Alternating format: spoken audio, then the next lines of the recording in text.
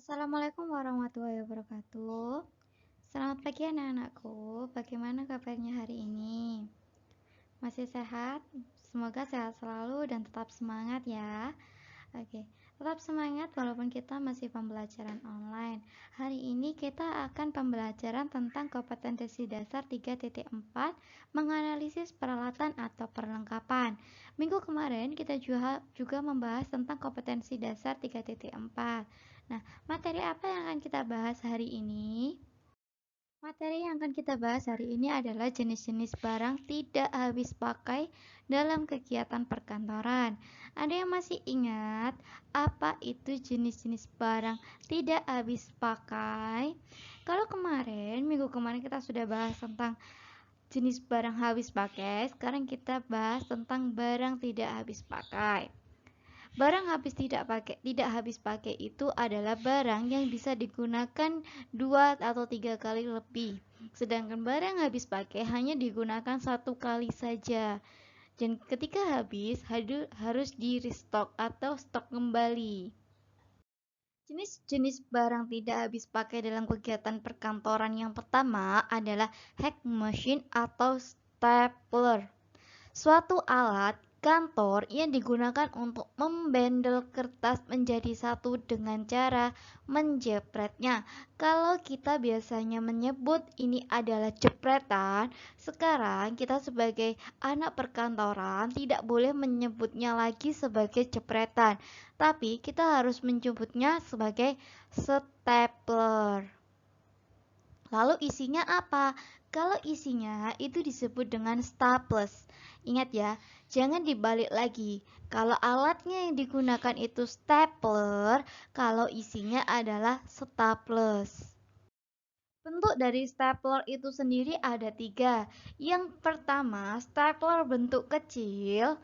Kedua, stapler bentuk sedang. Dan yang terakhir itu adalah stapler yang berukuran besar.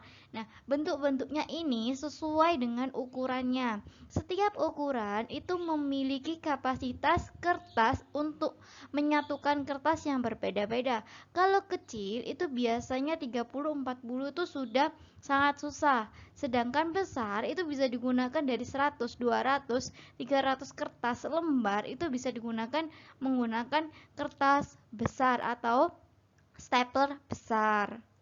Bagian-bagian stapler ini ada 3. Yang pertama adalah bagian penekan, yaitu atas sendiri. Yang kedua, bagian isi. Bagian isi ini adalah dalam. Jadi di panah ini ada panah, itu dibuka, di dalamnya itu ada staples atau bagian untuk mengisi stapler itu yang diisi dengan staples. Nah, yang bawah adalah bagian alas. Bagian alas di sini digunakan untuk menjepret menekan dari atas, tidak berlobang ke bawah, terlalu berlobang atau merusak kertas. Ciri-ciri dari stapler sendiri adalah stapler digerakkan menggunakan tangan dan komponen cara kerja mesin mekanis yaitu kawat jepret dikendalikan oleh pir, bila ditekan akan keluar satu demi satu. Kedua, alas akan bekerja apabila mendapatkan tekanan yang cukup.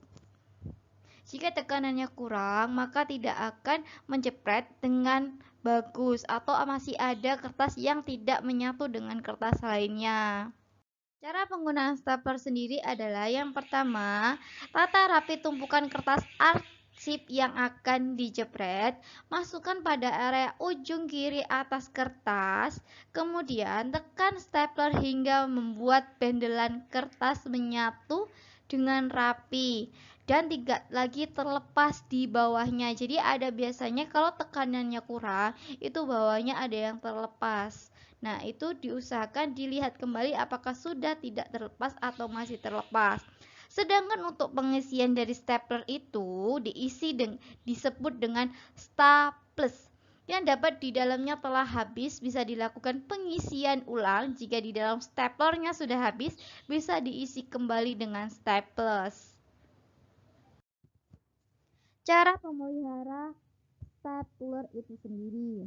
Agar tidak berkarat, bersihkan dengan kain halus atau parmel. Jadi ketika kotor, dibersihkan dengan kain yang halus. Kedua, hindari penyimpanan pada ruang yang lembab. Simpanlah pada tempat yang kering. Ketiga, agar daya pel tetap kuat, jangan masukkan staples melebihi kapasitas. Terakhir atau nomor 4, jika terjadi kemacetan pada bagian mulut, hindari memukul stapler tetapi bukalah secara perlahan. Jadi keluarkan, biasanya kalau macet itu ada stapler yang menyangkut di mulut staplernya. Jadi bisa diambil dulu baru kita gunakan. Jadi jangan diketok ke meja ya. Kalau itu membuat rusak staplernya. Jenis barang tidak habis pakai yang kedua adalah pelubang kertas atau biasa disebut dengan perforator. Nah, apa yang dimaksud dengan perforator itu? Perforator adalah suatu alat yang digunakan untuk melubangi kertas sehingga mudah disimpan dalam snaphacker atau outener. Ada 3 macam perforator. Yang pertama adalah perforator dengan satu lubang. Nah, perforator ini biasanya digunakan untuk melubangi kartu-kartu. Kedua adalah pelubang kertas dengan 2 lubang atau biasa sering kita paling lihat itu ya ini, yaitu pelubang kertas dengan 2 lubang. Ini biasanya digunakan untuk melubangi kertas yang disimpan dalam snaphacker. Dan yang terakhir adalah pelubang kertas dengan 5 lubang. Nah, perforator dengan 5 lubang ini digunakan untuk melubangi kertas yang disimpan dalam bindering. Masih ingat bindering ya? Kalau kalian lihat buku agenda atau buku apapun yang berring itu biasanya menggunakan perforator yang 5 lubang. Perforator sendiri memiliki beberapa bagian.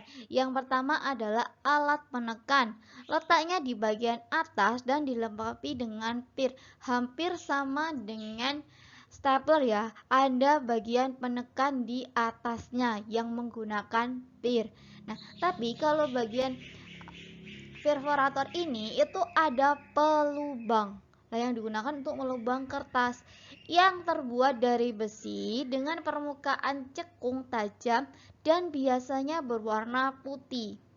Bagian ketiga itu ada penunjuk titik tengah yang berupa, pertama itu ada garis memanjang yang merupakan tengah-tengah mesin.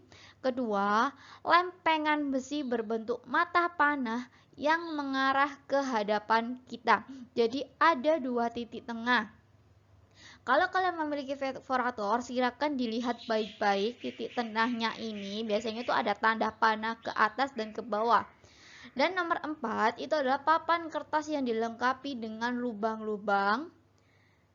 Kelima, alat yang dipergunakan untuk menyimpan sisa kertas lubang. Jadi kertas itu tidak langsung terbuang di meja. Jadi ada alat yang digunakan di bawah untuk menampung kertas yang jatuh dari perlubangan kertas tadi.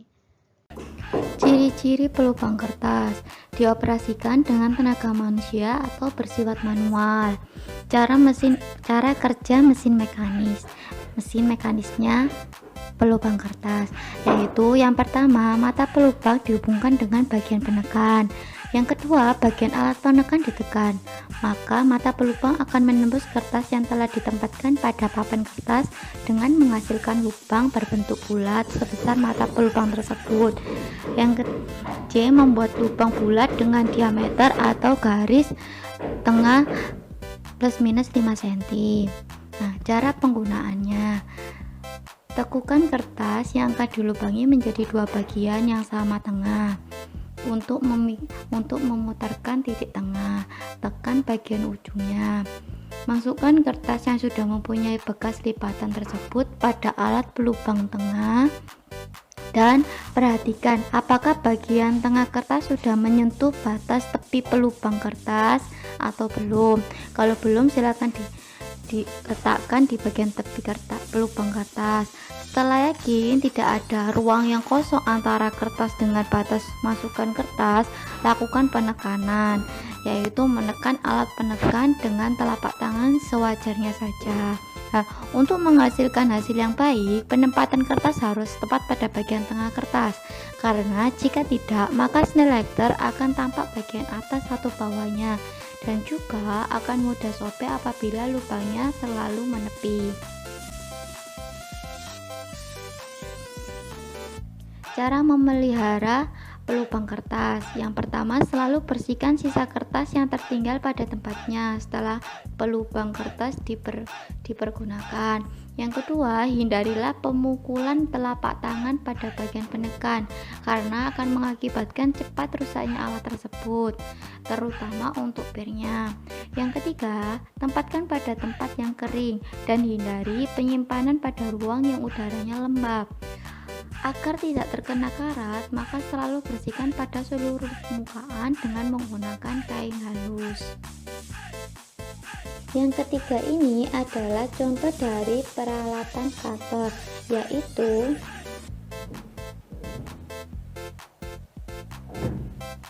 mesin penomoran atau numbering mesin. Mesin penomoran adalah suatu alat yang digunakan untuk memberi nomor-nomor secara berurutan. Misal, untuk memberi nomor pada faktur, surat pesanan, cek, saham, undian, ataupun karcis, dan lain-lain. Macam-macam numbering mesin ada dua, yaitu numbering mesin kecil dan numbering mesin besar.